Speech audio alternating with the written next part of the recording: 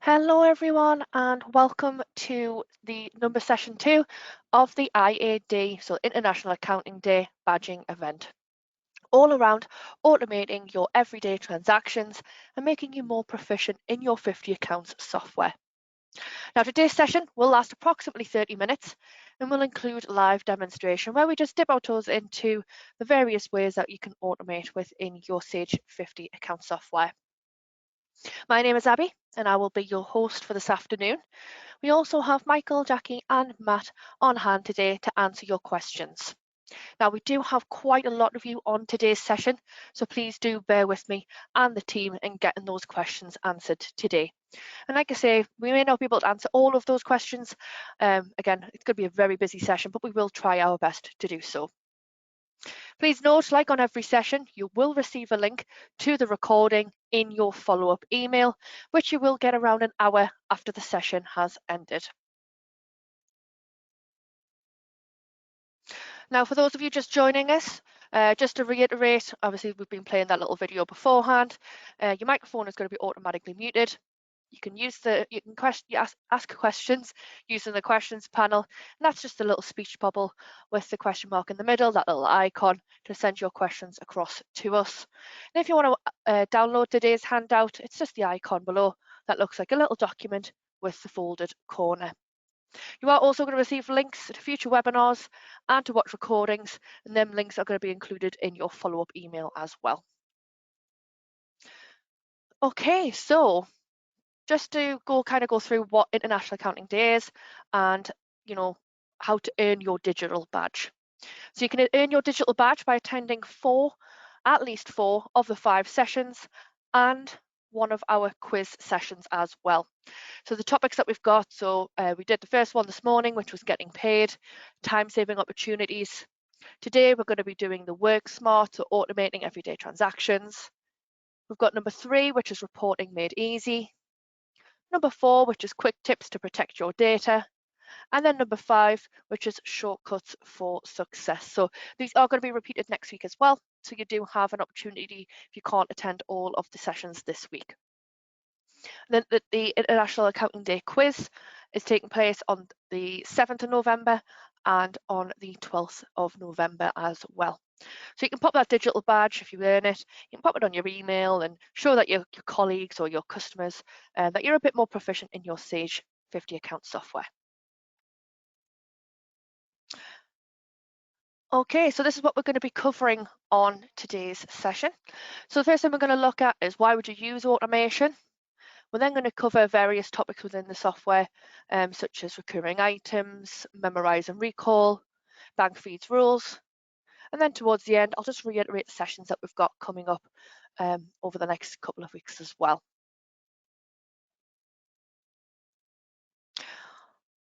Okay, so let's get stuck in. So first part I'm going to cover is why would you use automation? So automation speeds up repetitive tasks, reducing manual entry and freeing up time for more strategic activities. Minimizes human error in data entry and calculations, ensuring more reliable financial records. It lowers the risk of costly mistakes and improving overall profitability. Now, what solutions does Sage offer? So again, the topics that we're going to cover in the software are going to be recurring items, memorize and recall, and bank feeds rules. But we also offer the likes of invoice payments in Opeo, Go Cardless, and Sage Connect. So those last 3 are add-ons in the software. Now I'll just give you a little bit more information on those just before we move on. So invoice payments and Opeo. So this is more how you can automate in your software as well. So although this is a way to get paid quicker, it will post the transactions into the software for you. So a pay now option can be added to your invoice layouts for speedy payment. An Opeo is activated within your software. Go Cardless, so that's where you get a simple way to collect payments using direct debits, either in full or via installments. With direct debits, customers can authorize you to collect one-off and regular payments. And it reduces the amount of time you spend chasing payments as well. But what that will do is when you use it in the software, you can download the transactions automatically from GoCardless, ready to be posted into the software. And then lastly, we've got Sage Connect. So this is where you can invite your customers to self-serve and have access to invoices 24/7. You can batch send monthly statements and balance reminders to your customers. And like I say, at the moment, that's currently in an early adopter phase, but all of those that I've just talked about there, you can click on your handout. If you've got it downloaded, click on find out more, and all the information will be online. Okay, so the first one, let's get stuck in with recurring items. So recurring entries save time by allowing you to set up regular payments, receipts, or the likes of direct debits and standing orders to process all at once when needed. So it's great for automating regular transactions. They can be set up in the bank module for bank transactions. You can tick the option if you do not wish the option. Try again. You can tick the option if you do not wish to be prompted upon opening your software to process the recurring items, but there's no limit on how you can set these up. So what we'll do is we'll go straight into demonstration for this one. So I'll pop over to my software.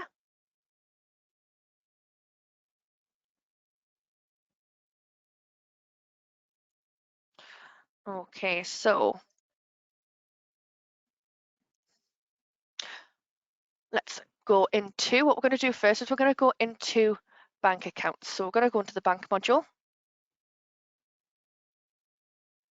And along the top, we've got the option for recurring items.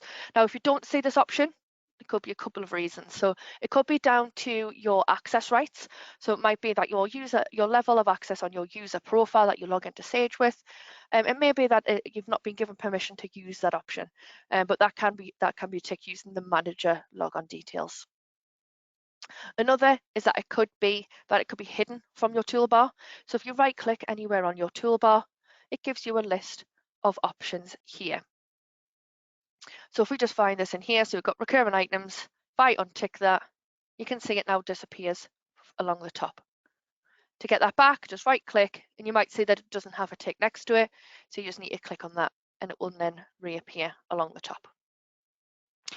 So if we click on recurring items, I'll just make this a bit bigger. And this is the window that you'll be presented with. I don't have any set up at the moment, but what we'll do is we'll add one in. So we'll click add in here. And this is the window that you'll be presented with. First, we'll go through this part. So you're going to go into, which bank account would you like to use?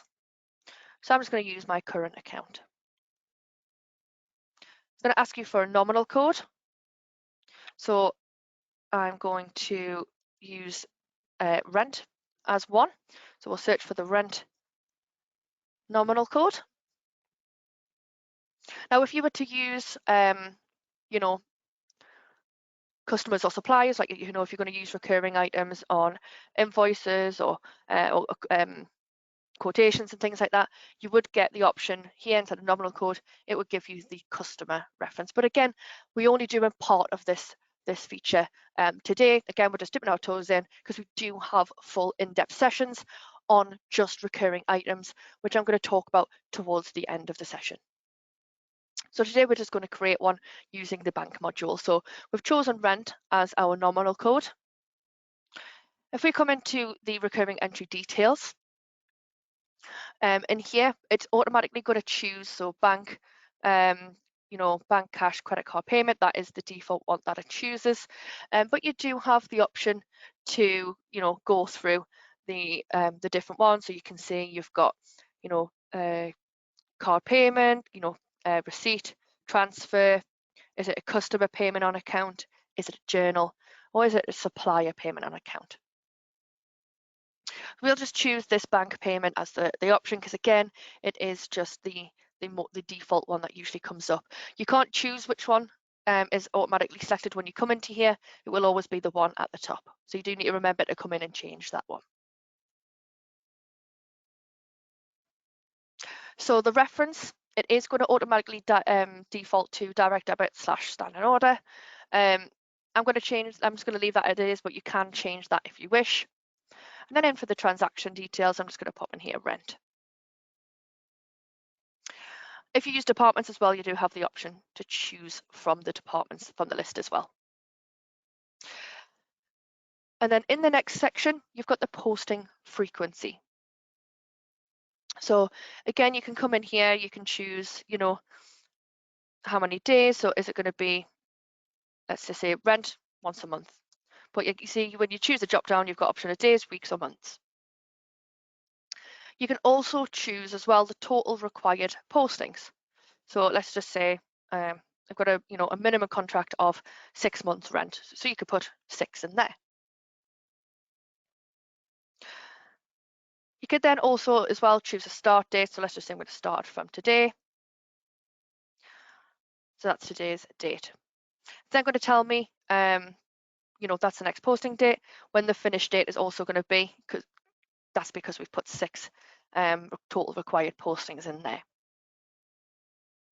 We haven't got a last posted because it hasn't yet posted in here as of yet.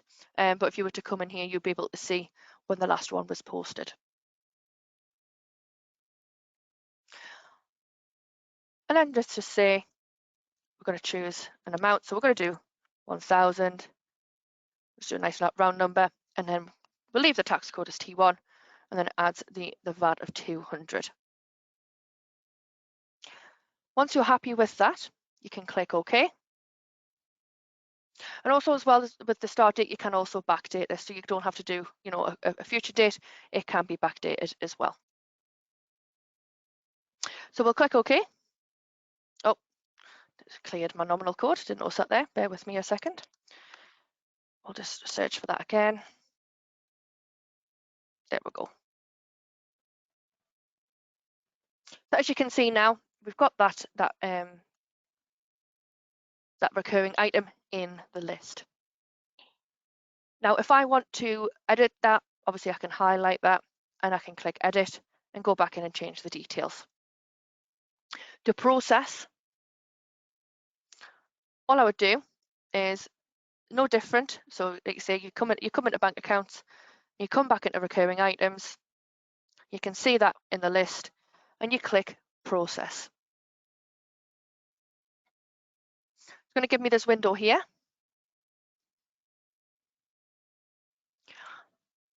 And like I say, what you can do is, for example, if I change this to, let's just say the 5th of January, and I click tab, and it's going to be in a new financial year, that's fine. You can see there, I've now got those showing in the list. And also as well, I can also change the value if I needed to, because it might be that the values might change month on month. Rent, obviously not necessarily, but you might have a direct debit where, you know, it might need rounding or so forth.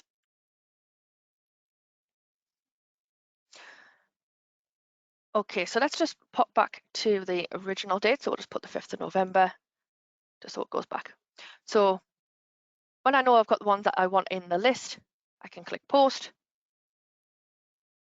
And that processes that month for me. So you can now see the next posting is going to be on the 5th of December. So you can see the next posting when that's going to be ready for me to process. If you want to be prompted when you log into the software to prompt you to process your recurring entries, and it is set as default. If you wish to turn that option off, then you simply go into settings, company preferences, pop in the password, and then we go to parameters. And then because it's switched on as default, if you don't want to be prompted for your recurring items, then you tick that option there and it won't pop up. You can then just, when you're ready, you go into bank and then you go into recurring items. Okay, so that's just the recurring items. Again, there is a more in-depth session on our recordings page that you can watch, just with this being a quick learn. So what I'll do now is I will pop back to my slides.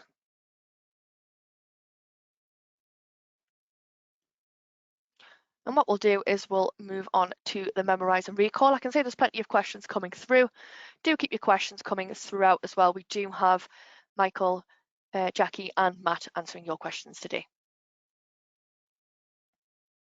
Okay, so for memorise and recall, just another way of being able to automate some of your processing, or making your processing a lot quicker. So memorise and recall saves time, improves accuracy, and enhances efficiency by allowing quick access to frequently used transactions, while ensuring consistency and easy updates. So the memorise and recall option can be found in journals, bank payments and receipts, batch invoices, invoices and credits, quotations, sales orders and purchase orders as well. You've got two options in way to use this. It could be that you've created quite a lengthy invoice, for example, or quite a lengthy journal, and you need to memorize that so that you can recall it at a later date. If you want it to make it recurring, then you can add a frequency as well. So what we'll do is we'll pop over to the slides, the software even. Bear with me a moment. And we'll do a demonstration on this one.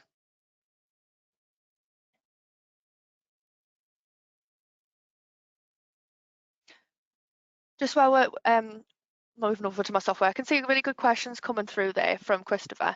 Why wouldn't you just set up an automatic bank feed instead? So that is an option. So some people might not be using bank feeds, but you'll find that bank feeds for recurring items kind of is just another way of being able to automate your transactions. So you can still use bank feeds if that's what you use, but not everyone does have access to bank feeds. So it's just another way of being able to do the same process essentially. Okay, so let's get in a demonstration with Memorise and Recall.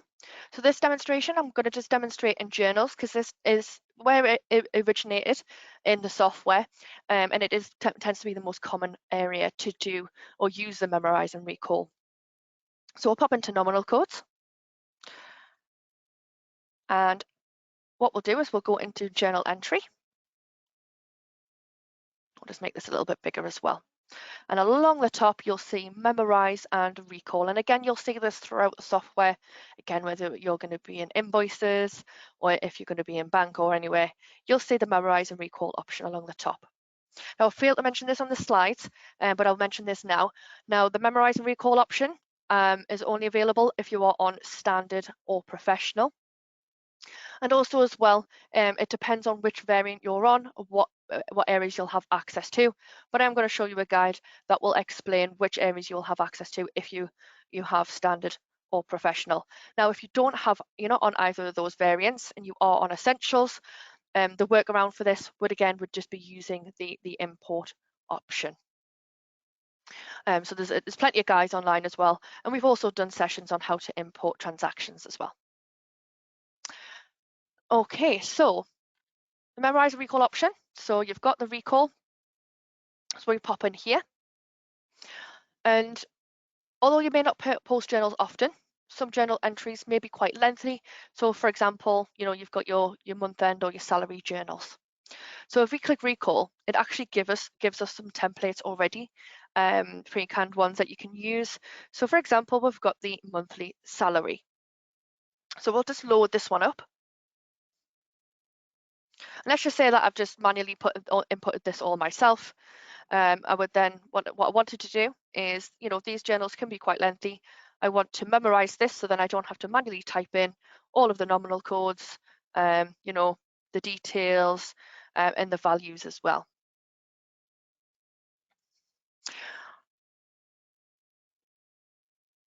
So what you would do is you would want to memorize this. So let's just say I've input this all myself. I want to memorize this. I'm going to give it a file name. So let's just say AP monthly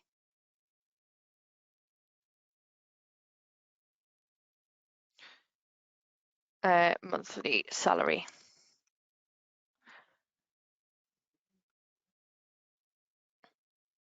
And we'll just copy and paste that in. So then we'll save that.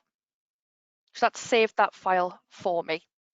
So if I just clear form, so I've just wiped that and we're starting from a fresh journal entry. If we do recall, and then if we go into the list, you can see there's my monthly salary that I have created. So I load that up, and then you can make sure that you've obviously you've got the correct posting date in there. Then all you've got to do is then pop in your values into there. You can also, as well, it might be that some of them are no longer relevant, so you might want to delete those out. Might be student loans or something like that. You can just delete a line, for example. We'll just remove this row here.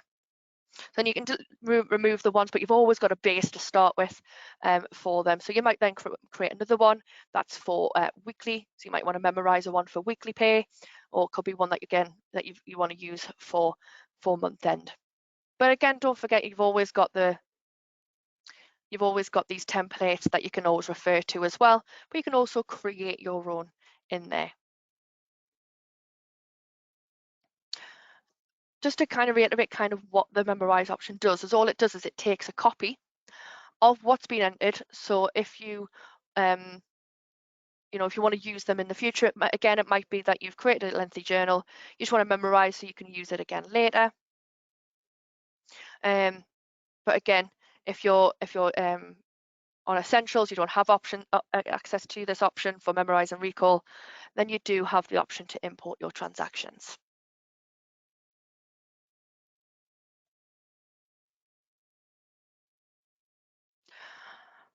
Okay, so what I'll do now is I'm just going to pop back to my slides.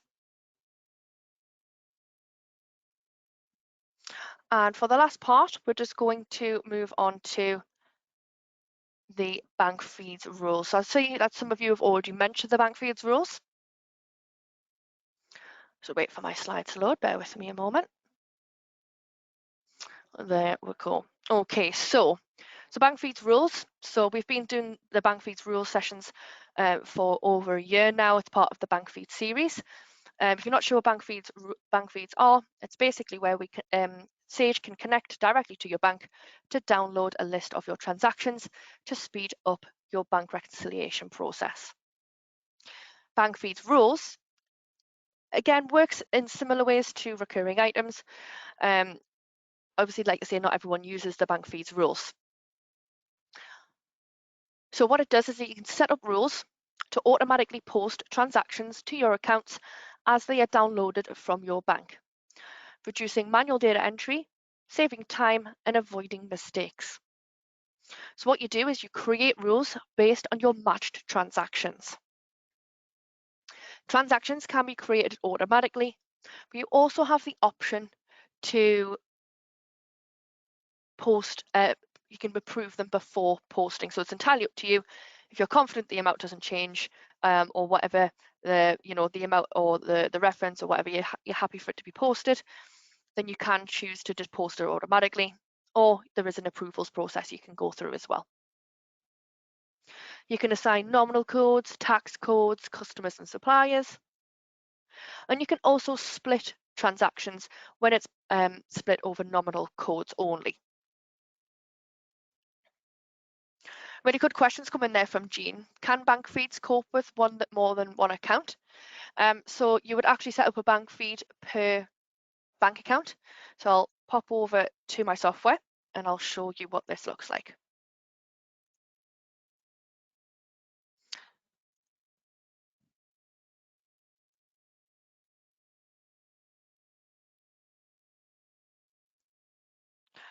Okay, so if I pop into bank feeds down the left-hand side, so as you can see, we've got a bank feed actually per account. So if you've got multiple accounts, you would just set up a feed. As long as it's compatible, you can use an automatic feed. If your bank is not compatible with automatic feeds, then you do have the option to use the import option within the bank feeds. But again, I'm not going to go into too much detail. We do have full in-depth sessions on those. Okay, so what we're going to do is we're going to pop into the first bank fee. So I'm going to open this one up. Not sure why that's not working. Bear with me a moment.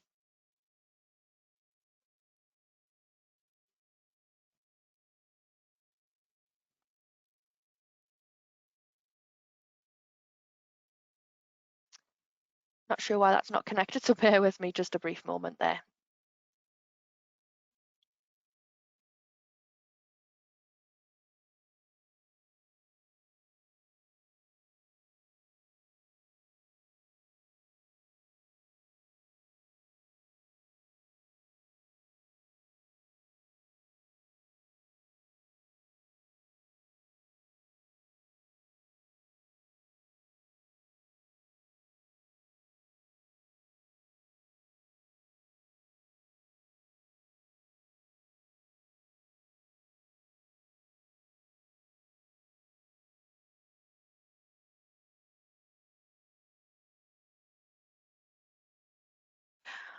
Okay, apologies about that. I've managed to now get back into my bank feeds. Okay, so right, getting back to where I was there. Okay, so with bank feeds rules, what we'll need to do is we'll need to either match a transaction, create a transaction, or you might have automatic, transactions that have been automatically matched. For this demonstration, I'm just going to create a transaction. I'm just going to find a transaction here. So let's just have a look for one. So the ones on the left are what's been downloaded from the bank. The ones on the right are what has been inputted into Sage already. So if we just create a transaction from this one here, I'm going to create a bank payment. So this is where it takes you to the normal bank payment window. So for the nominal code, for this example, what I'm going to do is I'm going to create a bank feed rule for my gas and electric bill. So I'm just going to pop in a nominal code, let's just say for electricity.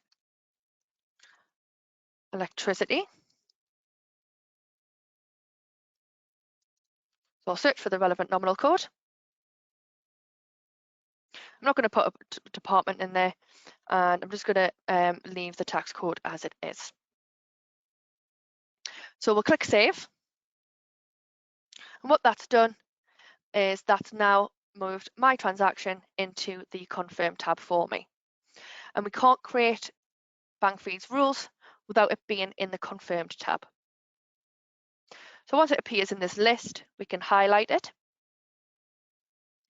And in the top right, we click create rule. So this is the create rule window. Now, one thing to be mindful of, rules will only apply to newly downloaded transactions. So it's not going to happen retrospectively. So what we're going to do is we're going to give the rule a name. So we're going to call this gas and electric. Make this a little bit bigger as well. Okay, so we've given it a name. We now need to choose the conditions, the criteria. So depending on what you're going to set this up, this rule up for, again, the big normal session will go into more details, more examples as well. So it might be, you've got all these criteria. You can choose one, you can choose them all. It's entirely up to you what you want the criteria to be. It could be, for example, I know that my amount may change with my gas and electric, so I might not want to select the amount. But for example, it might be the reference, and this might be my account reference for my utility bills. When you have them selected, I'll just select amount as well. You can also select, so the reference can equals, contain, or does not contain. And if you choose amount, it could be equals, greater than or equal to, or less than or equal to. So you've got those options as well. Again, you've got the day of the month, check number, account number, and also sort code as well. But these, if you were using, if this was a customer or supplier transaction and you had their details populated on the account, then these would automatically populate if these were selected. But for this example, we're just going to do reference. Again, for account type, we've got a couple of options. So we've got customer, nominal or supplier. Because it's picked it up from a bank transaction, it knows that it's a nominal code. Again, when we come to split this transaction, we can only split it when it is a bank transaction. It doesn't allow you to split it if it's a customer or supplier payment or receipt. So at the moment, I've just got the reference selected. So the percentage is the only option that becomes available. If I was to select amount, then it would then give me the option to split by percentage or amount. But again, for this example, I am just going to use a reference. So I'm going to split by percentage. So it automatically populates the original nominal code that was on the original transaction that I just created.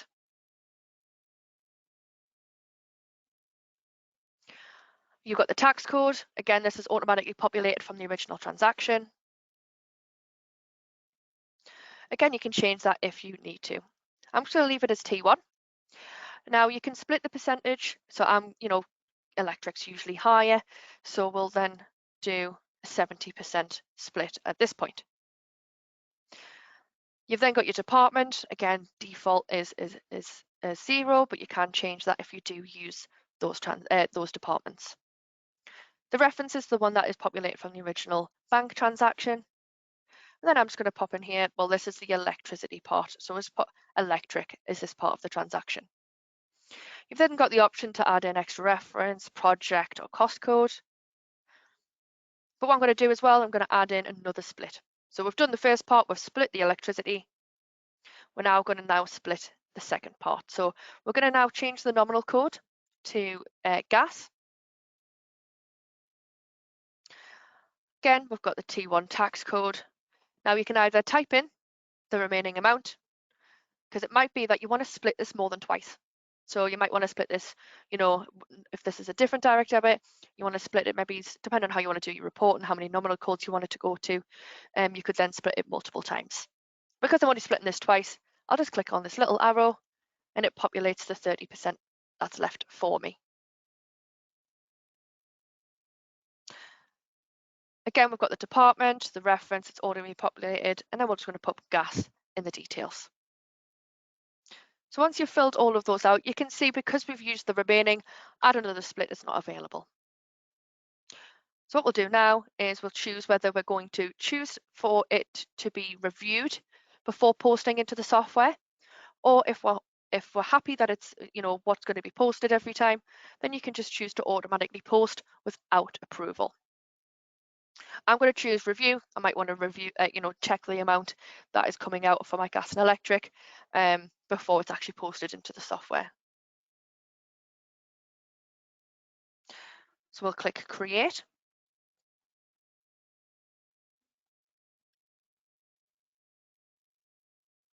And that's created that rule for me. So I go into manage rules. You can see now that gas and electric is there. So every time that a transaction that meets that criteria of that reference, then that's going to then create transactions ready for approval, which will then, once I'm happy to approve them, they'll be posted into the software for me. So I'll quickly see if I can bring up the approvals tab. Bear with me a moment.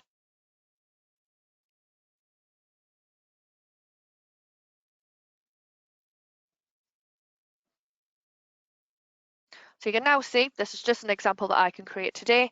So you can see now I've got rule approvals tab that appears. So every time a transaction comes in for that meets the criteria of a rule that you've created, you will have a rule approvals tab. It'll come in here and then you can choose to approve or reject that transaction. So that is bank fees rules. You can see a lot of questions, a lot around what is bank fees, how does bank fees work. Again, I definitely recommend to check out the bank feed series that we do. We've got a part 1, this is part 2, condensed, and then we've got a part 3, all about how you can use the import feature on bank feeds as well, if your bank is not compatible. Okay, so I'm going to pop back to my slides.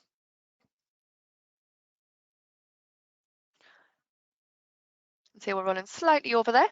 So what I'm going to do is I just want to show you this part of the slides here. If you've got the handout downloaded, If you haven't, I would recommend absolutely, because I've got some really useful links here. So for recurring items, we've got a full session, a full 30 minutes just on recurring items, which goes into great detail about how to use recurring items in different areas of the software.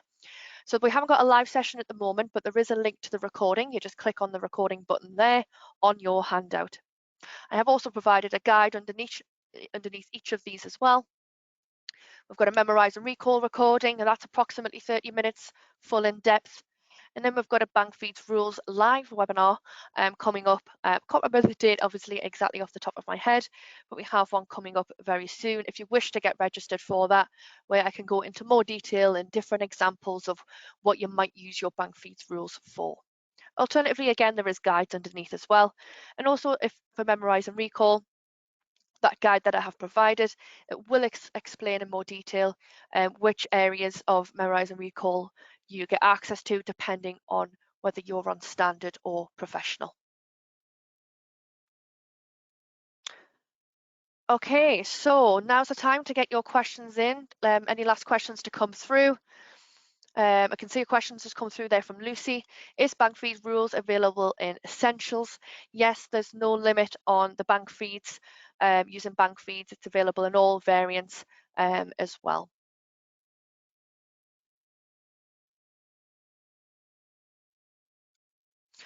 Okay, so I'll let the other guys pick those questions up that's still coming through. And I'll just to remind you, there's different sessions that we've got coming up again. So we've got these sessions over the next 2 weeks. If you attend 4 out of 5 and one of the quiz sessions, then you will earn a digital badge.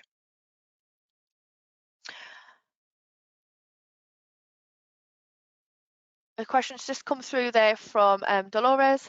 Do I have to contact my bank to set up Bank Feeds? So no, what you need to do is, you can check whether your bank is compatible when you set that, when you go to set that up. If your bank's not compatible, we do have the alternative option of you can use, we've now got an import feature, which is now available on version 31 if your bank isn't compatible, but you still get all the functionality of Bank Feeds as well.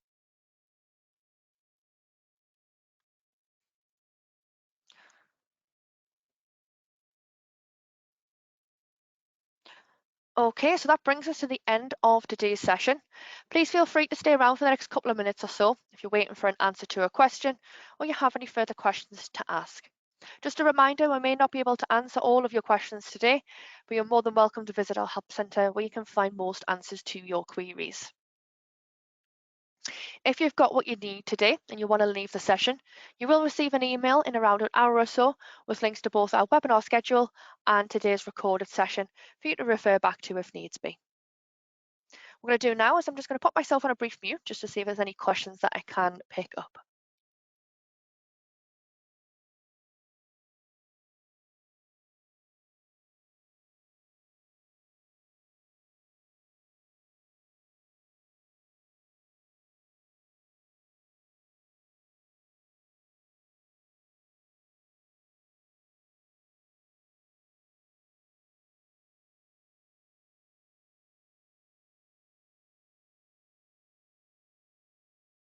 Okay, so majority of the questions have been answered. I can see Michael and Jackie are just picking up some of those questions there. So what I'll do is I'll wrap the session up. I want to say thank you to all my colleagues who've been on hand today to answer your questions. And thank you to you all for your participation today. Just a reminder, we've got plenty of sessions over the next couple of weeks, so don't be shy and get registered. So I want to say another thank you and take care.